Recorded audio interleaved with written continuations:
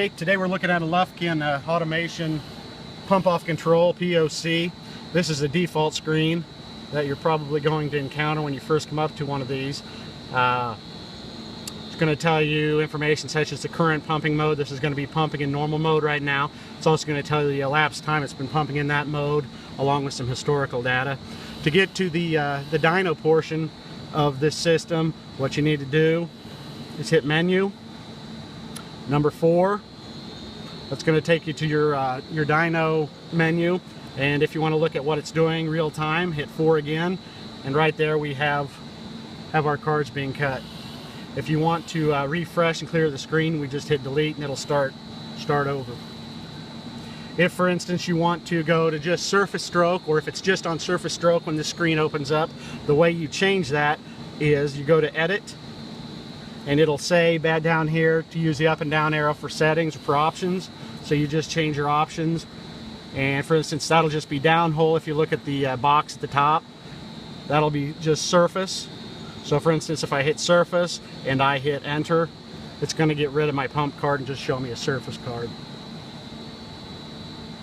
We'll go back to both the surface and pump, which is that's going to be your most useful screen. Again, back to edit, and then use your up and down arrows till you find surface and downhole, and hit enter.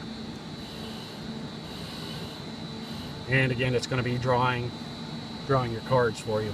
Some information you need to know: your current load is actually what the transducer is sending real time, and your current position is where it is in that particular stroke. And those are in inches. Your peak load is going to be your max load that transducer is sensing. Right now we're at about 16,537. Allowed means it's got 22,000 pounds allowed, whereas if it hits that or exceeds that, it's going to shut the unit down. It's going to overload the system. Your minimum load is the smallest amount that transducer is actually sensing. Right now we're hitting 6,368. Minimum 500, so if it hits 500 or below that, it'll shut the well down. And we also have our pump fillage. We're set at 70%. Our current is actually right now is 60%. What that means is at 70%, if it hits 70 or below, it will actually slow this particular well down by a stroke.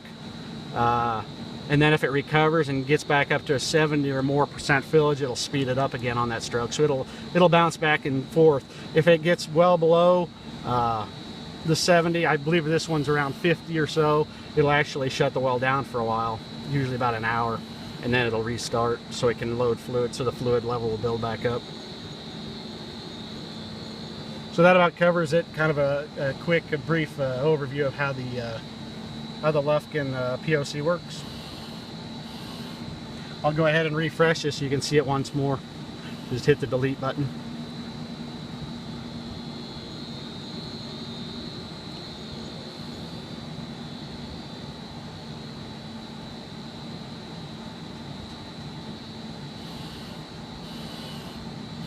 I might add that this well that is a little different in the fact that the rod string is actually laying within the lateral. This is a horizontally completed well, so it does have some of the